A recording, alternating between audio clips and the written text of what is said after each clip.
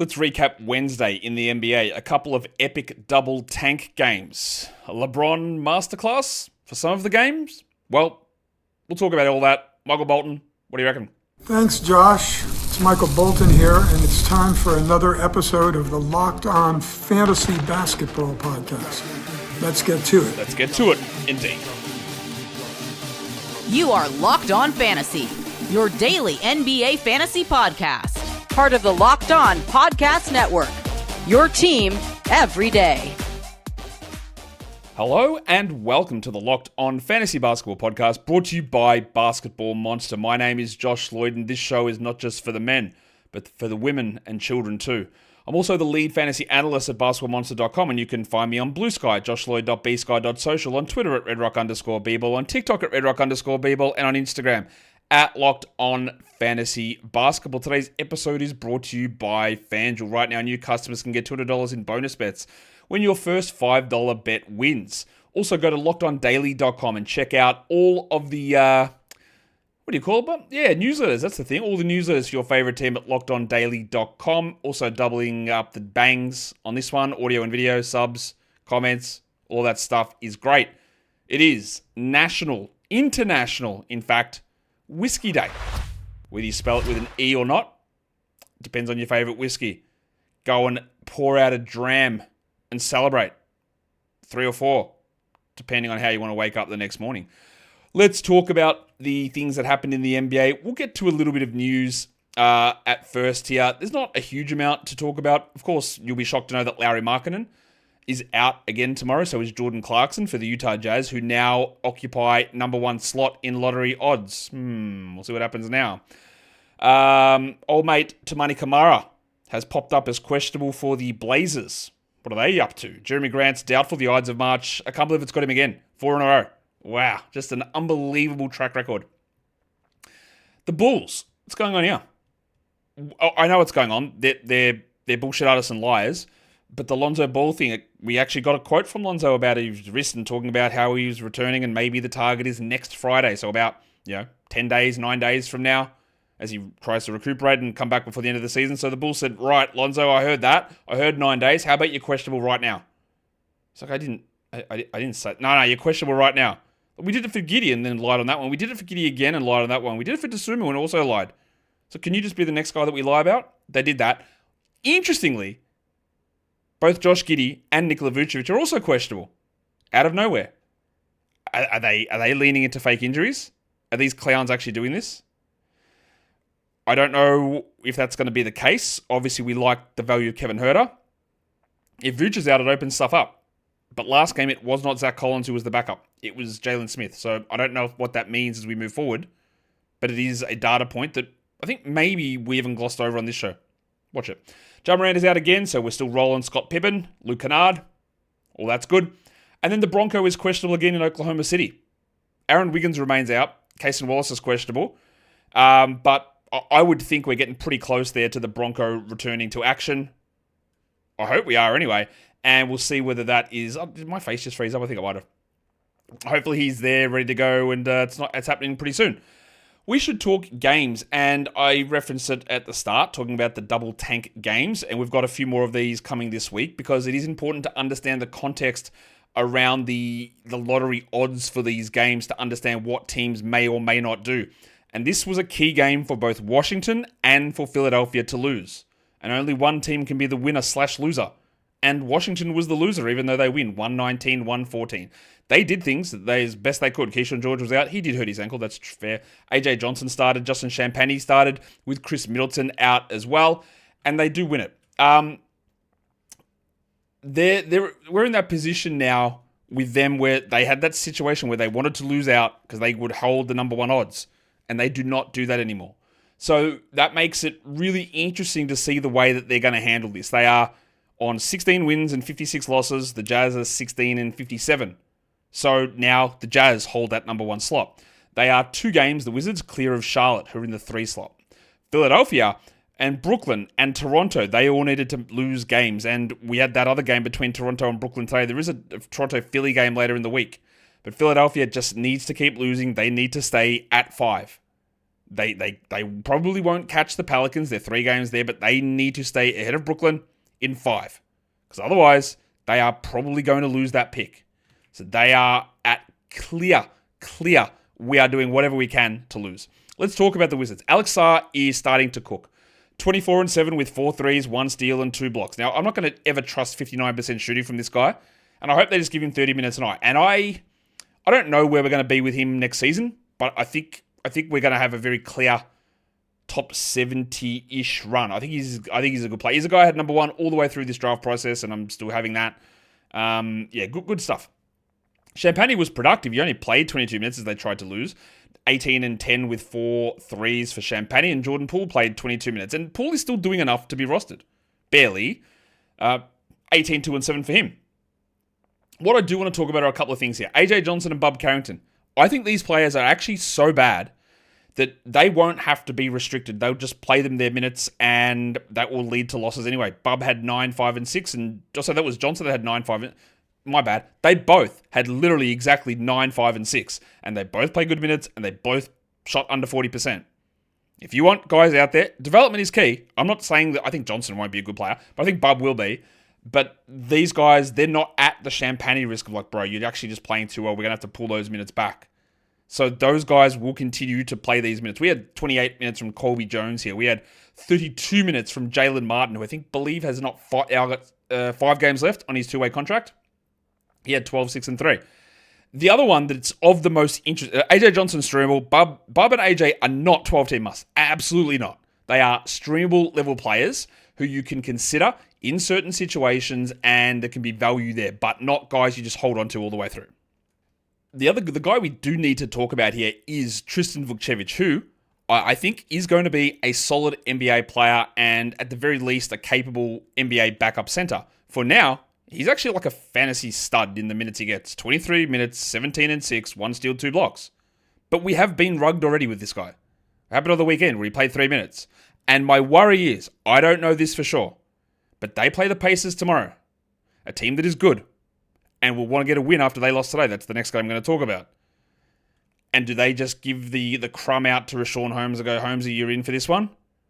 And Tristan, you sit down and you'll get some minutes in the other games. Because he, along with Champagny, Vukcevic, they're good. They're good enough players that can scrap together value to get wins. And for fantasy, like Vukcevic in 19 minutes a night is a top 100 player.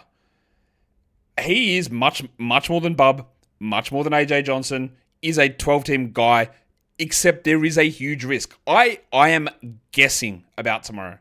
I do not know this. The team has not said this. There is only one instance of this happening. So there's not even an established pattern. So take that information on. I am just giving you fair warning. I think it is absolutely reasonable to add Vukcevic. We've talked about Vukcevic a lot. I think it is 100% the right move to add him. But when you do that, understand that there is a gigantic possibility. Gigantic is probably the wrong word. There is a possibility that he does not play any more than 5 minutes tomorrow. And then back to 23 after that. That is the risk. There is a risk of it. I'm not going to tell you that he's fine and ready to go. But there is a risk of that. But it was another impressive Vukcevic performance in this game. On the Philly side of things, like I said, they just need to keep losing, and they do keep losing. We got the point guard switcheroo. It was back to Doughton over Butler. Remember, Doughton cannot play every game. So he is going to be in and out. They also did not re-sign Chuma Okeke. So they've got 2 new 10-day guys on the roster now.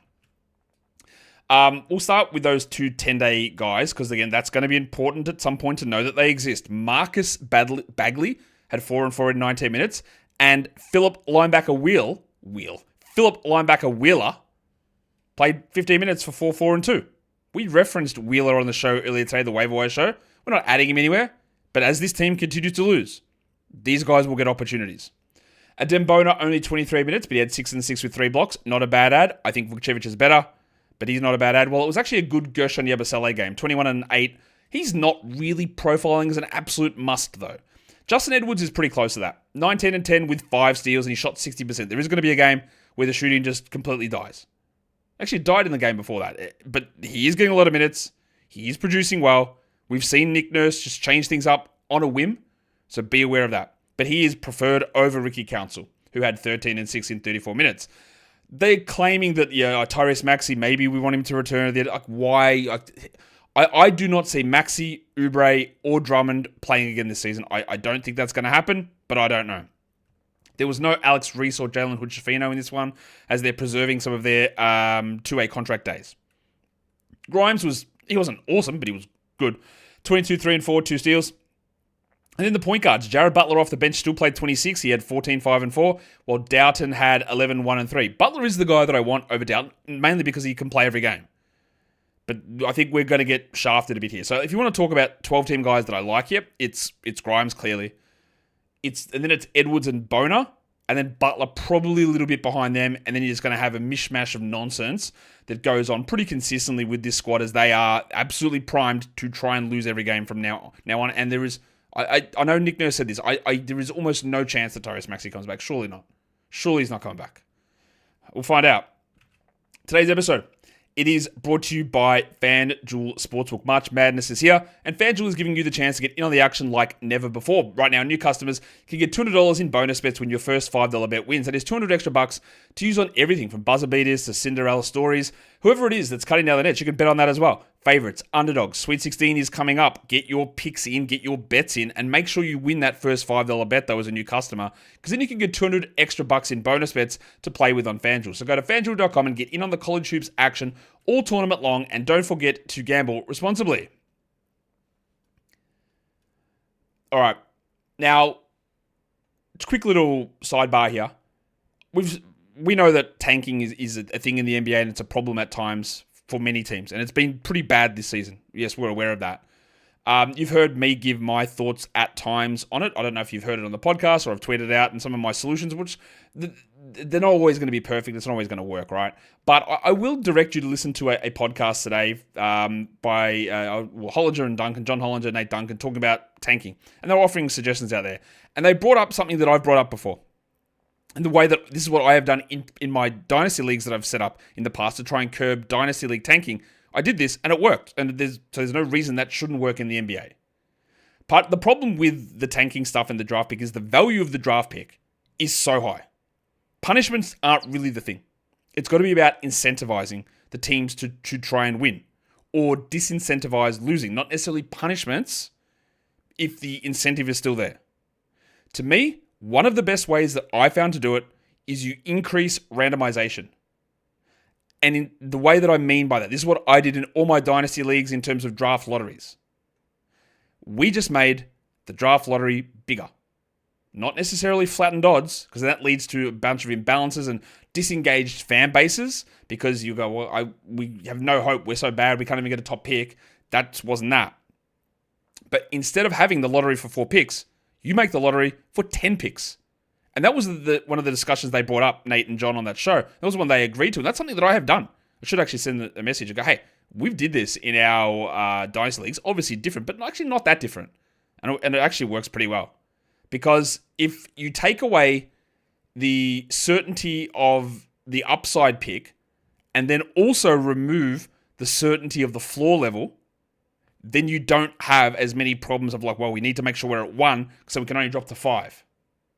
The other thing they mentioned was taking away some of the ridiculous protections, which is what causes so much of the tanking, like Philadelphia right now. Because they've got this top 6 protected pick, so they've got to tank to get into the zone.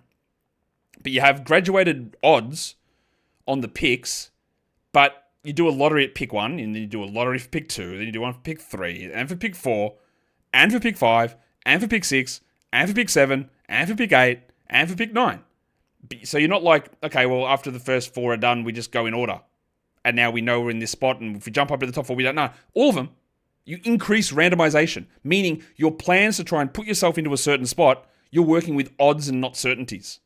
And when you're working with odds and not certainties, the incentive to try and push to that spot is nowhere near as high. So yeah, I encourage you to go to listen to that and think about the ideas. I know there's the idea of the flattened odds, the get rid of the draft, get rid of the lottery. I don't think any of those things work, to be honest. I think the protection thing is a real problem. I think that the going from 4 lottery picks to 10, 11 is another way to do it as well. I don't know that the idea of a tournament would work. I don't think it would, honestly.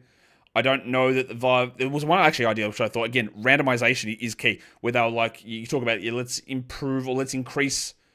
Or let's make there a cutoff, right? Where it's the amount of wins that you get after a certain date, improve your odds. And then there's always going to be the counter arguments of like, okay, that means teams before that date will just start tanking.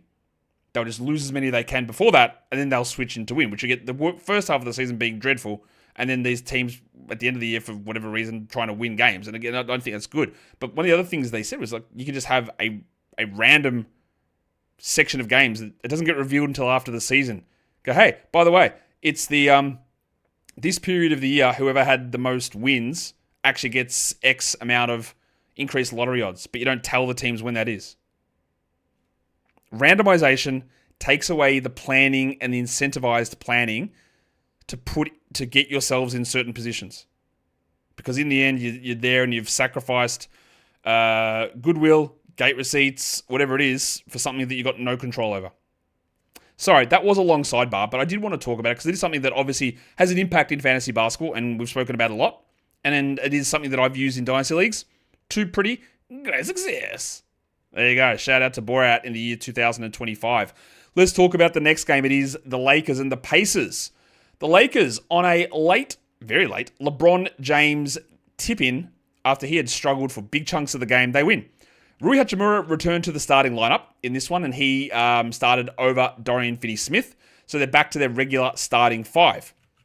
Now, Rui has looked pretty beat up over the last, in his first 2-3 games back. But we'll talk about what he was able to do here. He was better.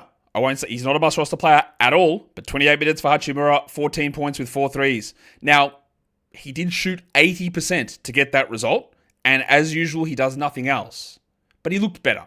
Finney-Smith had 11 points, he had 2 steals, he had 3 threes. It's good for streaming stuff. Well, Reeves did have a trip to the locker room, but the Lemon Daddy ended the game with 24, 4, and 5, while Doncic had 34, 7, and 7. LeBron was at risk of not hitting that 10-point marker that he's had that incredible streak on.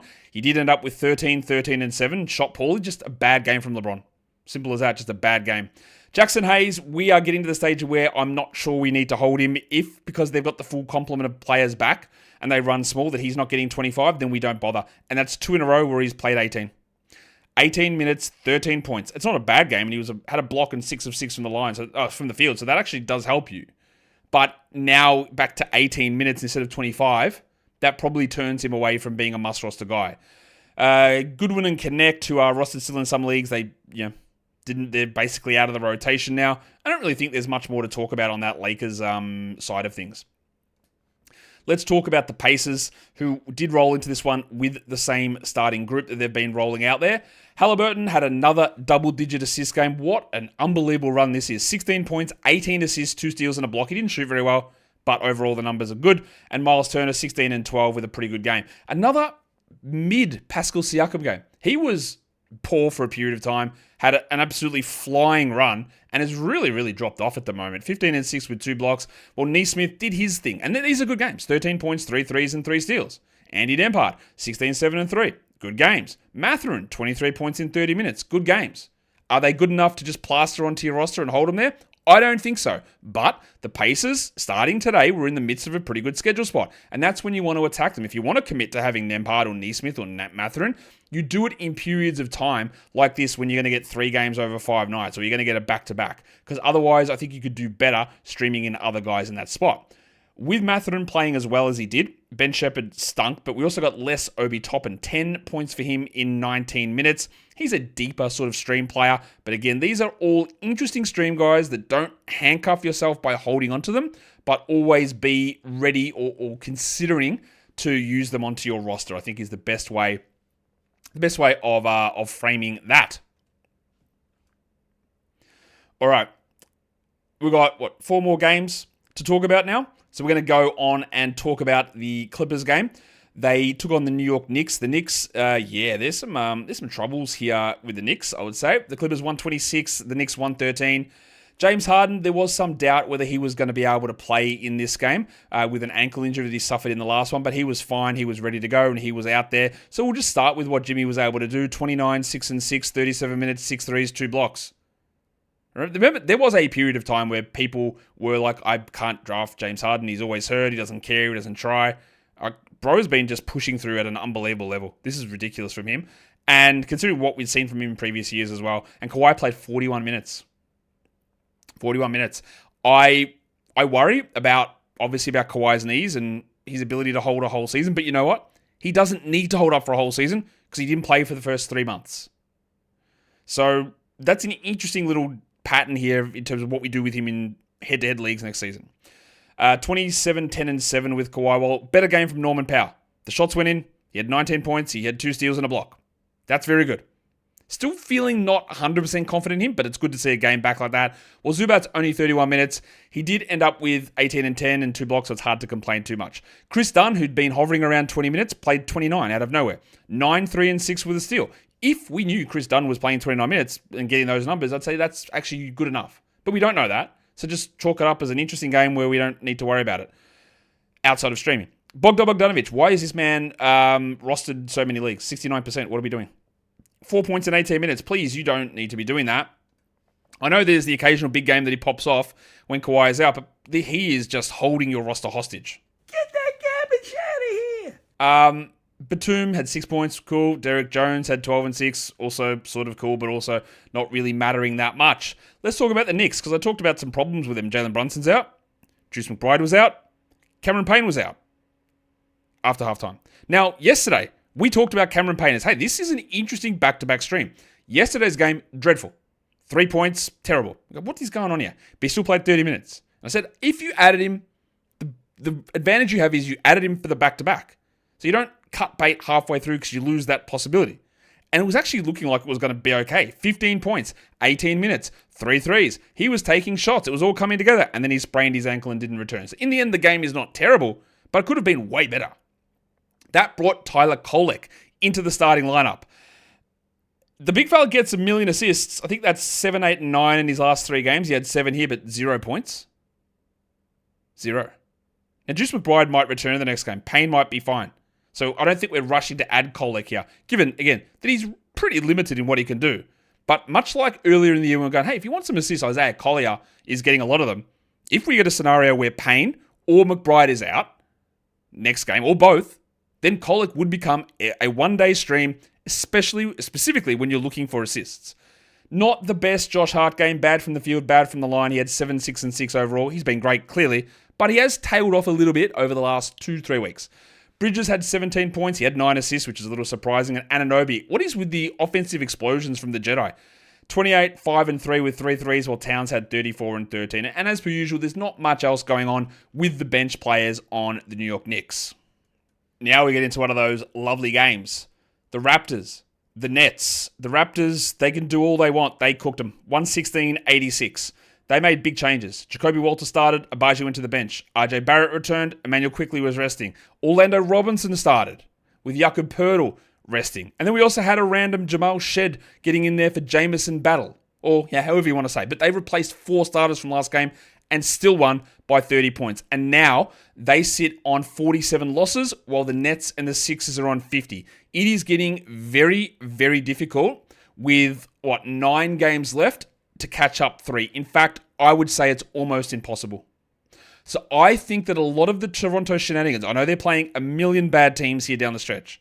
I would think that they are almost going to be resigned to be like, we are going to be the 7th spot. We aren't really moving. They are 5.5 ahead of Miami, who are in 8, and they are now 3 ahead of Brooklyn and Philadelphia. That is in 9 games. That is almost impossible to catch up. I don't see how they do it. That means that Brooklyn and Philadelphia need to win like 4 games each over the final 9 games. And they need to lose every game. It is almost impossible. So yeah, they've got a random game against Philly coming up on Sunday. They've got a Hornets one on Friday. And they are obviously against bad teams. But it might get to a stage here where they're just like, all right, we won't do this nonsense. We tried our best, but our guys were too good for it. Orlando Robinson showed why we've been considering him a stream guy or an ad guy. 24 minutes, 23 and 12, a block, 71%. Unbelievable. That's great. Colin Castleton is not coming back. But Poeltl probably will. Is Robinson an ad? I'm a bit hesitant on it because we've seen how it's gone back and forward. But if he plays 24 a night, which he can easily do when Poeltl is there, go for it. Mobo was also really good. 16, 7 and 5 with a steal and a block. Also remember, big men cook the nets. That is a standard thing. I don't think I'd add Mobo necessarily. It was a good Jamal Shed game. Not from scoring, but he had 2 threes, he had 8 assists and 3 steals. If we knew that Robinson and Shed and Mobo were playing these roles, we would add them in 12s without any hesitation. But I do think we're going to get that not be the case as we move forward. Rowan Barrett had 15. Jacoby Walter had 11 with 6 assists and shot poorly. Abaji had 12 and 8. Cole Swider played 20 minutes. We said that he'd get some minutes in some of these games, and he did. And we're not adding him anywhere, obviously. But, yeah, I'm now that this has happened, now that they cooked the Nets and in one of the massive double tank games, maybe it'll happen after Sunday against the Sixers. Because if they beat the Sixers on Sunday, there's no shot. They are just not catching up. They're not getting there. They are stuck in 7, and that is over. And then I'd love to see what they do. Maybe there's consistency, or maybe they just say, hey, we're just going to keep developing these guys. I don't know. If I'm going to prioritize anyone, it is Robinson, followed by Mobo and Shed. Not Walter, not Battle, not Abaji. But I also don't know is Quickly and Pirtle going to come back? Is Barrett going to stay in? It's still up in the air, but I'm just putting out the scenario where we're at, where I think we're at the stage where anyone who's logical will say, bro, like that, we are not moving from here. So let's maybe not be as egregious. If we win or lose, it doesn't really matter. I think that's maybe where we're at. But I guess we're going to find out. We are definitely going to find out. Whether we find out in good time or not is the next question. On the Nets side of things, there was no Cam Johnson. He was resting in this one. There was no Tyrese Martin. Well, no Tyrese Martin. He was moved to the bench. And in the end, there was no Tyrese Martin. They just didn't play him. But we had Day'Ron Sharpe out as well. And originally I thought maybe this is a rest, but the way that they spoke pre-game, the way that Geordie spoke pre-game, makes me think that might be I didn't actually see an injury from Day'Ron Sharpe. I didn't see him get hurt, but it makes me think that he is going to miss time here. So be aware of that. That does mean that Trendon Watford, his value is rising. Now, Noah Clowney did get the start, so we'll start with him. He had 28 minutes, he had 5 points. He shot 11%, putrid. The appeal of Clowney, and I don't know that he ever gets there. I don't think he's got any sort of star or superstar upside. The appeal of him is a steals and blocks guy who rebounds and hits threes, which is an incredibly valuable fantasy player. You know what sort of a fantasy player that is? And I always use the Paul Millsap example. I'm not going to do that anymore. You know what it is? It's Jalen Johnson. That's the type of player. Please don't get this mixed up. I am not saying that he will ever be as good as Jalen Johnson or anything like that. It's the type of player. It's a power forward who can block some shots, who can shoot some threes, who can score, who can rebound and get some steals. It's an incredibly valuable fantasy player. He's a long way from it. But we just keep one eye on him. Probably never seen a worse game than what D'Angelo Russell put up. 5 points in 25 minutes, and it wasn't just the score. He was shocking. Like, just terrible. A lot of people added him because I understand why, but yeah, look, his numbers are so bad. I don't know that you need to hold. They wanted to lose this game. That's why we got 25 minutes of the pimple. Dariq Whitehead, 9 points with 3 threes. I would love for Whitehead to be able to figure things out. I'm just a little worried that it doesn't get there. Back to Trendon Watford, 9-4-3, steal a block, and if Sharpe remains out, it's at least a 14-team league look. We had a huge Claxton game as well, 22-11 with 5 blocks. Jalen Wilson, I'm absolutely so far from interested there. Same with Keon Johnson and Zaire Williams, 13-6 with a steal. Like Zaire, I'd have over Keon, but I'm just not interested. There's too much inconsistency in playing time, production, shooting, that you just don't feel good about having them there, chucking them out there and going, yeah, like I love what I got. I don't feel good about that at all. All right, let's get to the next game. The Milwaukee Bucks, without Dame and without Giannis, go down to the Denver Nuggets. 127-117 is your final score.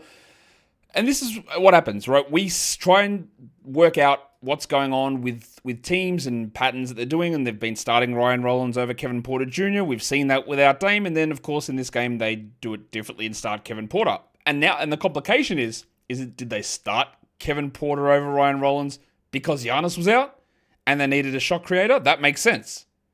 What will happen in the next game when Giannis returns? Also, they closed the game with Ryan Rollins over Kevin Porter. So, do we get answers? Like, not really. Not really at all. But the questions probably more do abound on the Bucks side of things. So let's talk about those Dame replacements. We can talk about Kyle Kuzma, who is just honestly dreadful. I know Giannis was out and you'd hope he'd do more, but man, 10, 7, and 4. He got 2 blocks though. He's just impossible to consider good. That's the problem here. Brook Lopez cooked 26 and 7 with the steal and 3 blocks. The absence of these players will help him out. But then we talk about the replacements. So Gary Trent did start and Kevin Porter did start because Giannis and Dame were out. Trent did most of what you wanted. 16 points in 34 minutes with 4 threes. He had no assists, only 4 rebounds and no blocks, and unfortunately no steals. Now you expect bad field goal percentage. You want threes and points and steals, and he didn't bring that. He brought points and threes, so it's not far off. If you added him, the result is not perfect, but it's okay. If you decided to go with Kevin Porter Jr., he played under 30 minutes, and like I said, he did not close the game. He had 12 points, he had 7 rebounds, he had 8 assists. It's a very Kevin Porter game. No threes, no steals, no blocks, 4 turnovers, 33% from the field. That's useful enough. Except, is it because Giannis was out too? Was he a Dame replacement? Or did they need him in there because Giannis was out? And Glenn Rivers said, doctor that he is, that he only expects Giannis to miss that one game. Or do you look at Ryan Rollins, who did nothing, and then had 17 points, I think nearly all of them in the fourth quarter. He shot 78% with 2 steals. You obviously don't buy into that. But what you do look at that is that Rollins was great. Rollins closed the game, and he could very easily move back into the starting lineup next game. It's Rollins and Giannis, and Trent and Porter go to the bench. So I think whatever decision you made, whether it was to try Kevin Porter, you can justify it and go, hey, I think that worked out okay. Whether it was Gary Trent to get some points and threes with some steals, knowing the volatility, you look at that and go, yeah, not bad. And I don't really think, because of the Giannis wrinkle, I don't think we get an answer to it. Because I believe that part of the reason, it may not be the case, but part of the reason why Porter started over Rollins was because Giannis was out. But then Glenn still went with Rollins down the stretch anyway. Big Boom AJ played a lot, and he had been sort of out of those calculations. AJ Green had 15 points with 5 threes and 5 assists. Now he's never going to get those assists. Mostly he'd been in a gigantic slump. Actually, I think we mentioned that last game, saying that he'd shot like no threes at all, like he'd been on 10% or something. And at some point, a big game will come. Well, we're back in business a little bit there. I still think Trent over Green is the right move, and Porter probably over him, but it could end up being one of those very confusing and very frustrating scenarios where the values just change. We also got a better game from the amino acid legend Torian Prince. He had 15 points with 5 assists and a steal. I think largely part of that is Yanni being out, and I wouldn't overreact to it too much. On the Denver Nuggets side, we got Nikola Jokic back. W. So DeAndre Jordan moved to the bench. We also got Aaron Gordon back. So Peyton Watson moved to the bench. So our immediate thing would be, what happened if you added DeAndre Jordan? Well, he went scoreless and played 3 minutes, but at least he played 3 minutes. You are dropping him. Jokic threw one of the greatest passes you will ever see in this game. 39, 10, and 10, and played 38 minutes. He looks like he's okay. The free throws are annoying, but yep, he was great. Michael Porter Jr. was also awesome. He shot 78% from the field. They're Ryan Rollins numbers. 23 and 10 with 6 threes and 3 steals. You couldn't ask for more. Well, Aaron Gordon, the numbers for him weren't probably quite as good. He only played 19 minutes. He had 7 points. I think it is risky. I think you are dropping Russell Westbrook at this point. Get that garbage out of here. He played under 24 minutes again. He had 6 points, shot under 30% from the field and from the line. And we had situations where 2 starters were out and he still didn't get to 30 minutes. So at the moment, Michael Malone is off Russell Westbrook. And if Russell Westbrook is not playing 30 minutes, you don't want to roster him. Jamal Murray had 17, 4, and 6. Wasn't his best game. But we also, interestingly enough, got 34 minutes out of Peyton Watson. He played over Aaron Gordon. 12 and 7 with 3 blocks. If you held on to Peyton Watson, the results there are amazing. Now, I don't think the process was correct, but the results are amazing. I don't think I'd bother holding, but is interesting. Well, Christian Brown had 19, 10, and 6, 2 steals, an amazing game in his 38 minutes. But I think the takeaway here is obviously that Jokic is back. We can't really hold on to Westbrook, and the Watson-Gordon thing is an interesting wrinkle for us as we move forward. Let's do the final game of the night, and honestly, there's really very little to say. The Celtics win at 132-102. Al Horford returned. Jason Tatum was upgraded to questionable during the day, so I was like, maybe he's going to play, but he didn't. They didn't need him to play, and yeah, look, I don't really I don't want to sit here and tell you there's massive takeaways out of this game because there's not. It was an easy win from Boston. We had a decent Sam Hauser game. He had, 11 points with 3 threes and 3 steals, and when somebody is out, he's always worth a dice roll idea in terms of getting some threes. Porzingis dominated, 30 points with 4 threes and 2 blocks. Horford was great again. He has had an unbelievable run here over the second half. When somebody's out, he's playing 30 minutes a night, and it works out really well. 16 and 10 with 5 assists and 2 blocks for Horford. Derek White, Drew Holiday, they did their things. It was a bad Peyton Pritchard game, but otherwise, again, he's been solid-ish. Solid-ish, again, overrated, but solid-ish. While Jaylen Brown had 24 with 5 assists. There's nothing, honestly, that's super important out of that side of it. Even on the Phoenix side, what do we take away here? Tyus Jones had 8 points and 5 assists, but played 21 minutes, and people are still rostering him in 12-team leagues. I hope those teams are all knocked out. There's no need to have him. Ryan Dunn, we said, hey, where's some steals, my guy? And he got them, but then did nothing else. He did have 2 threes. He had 6 points. He shot poorly. He played 22 minutes, done, but he got 3 steals. He's at least like a 14-team league guy, some 12-team value, but I wouldn't say it's a must. O'Neal did nothing. Grayson Allen did nothing. They're playing under 20 minutes again. BDNR played 19 minutes. Big Dick Nick Richards. He played 10 points and 4 rebounds. He is not a 12-team league guy. This game was so out of hand, we got 6 bowl minutes. 8 points with 2 threes. Just absolute nothingness to talk about in that game, and I'm not going to waste any more of your time. There's just no need to do it. What I will do, though, instead is tell you who the monstrous line of the night was. It was close. We're going to go with a big man. His name's Nikola Jokic. 39, 10 and 10. The big fella is back. He's cooking blokes. He's throwing passes of the year in his first game back. He played 38 minutes. Good for him. The waiver wire line of the night, the best under-rostered player is Orlando Robinson. 23, 12, and 1. We played the song. He was great. Do we trust it? I wish I could. Castleton's gone, so maybe, but yeah, it is risky. I don't mind an ad, though. The young gun of the night is Justin Edwards again. Probably worth a look, but this could go haywire at any point. 19 and 10 with 5 steals for old Jutta. And then the dud of the night, it has to be Aaron Gordon, who barely played in the first half. Played a regular second half rotation. 7 points, 2 rebounds, and 1 assist. And that, well, guys, that's the end of the show. It is Whiskey Day. Go pour one out. Enjoy your lineups. Hope they're looking good. It's good that Jokic is back. Hope everything's rolling well for you guys in those leagues. And if it's not, just work on it for the next day. Keep the positivity going. Someone's going to hate you. Don't let you be that person as well. Guys, we are done here. Thank you so much for listening, everyone. See ya. Maybe not. That's not the right button. This is the right button. See you this time.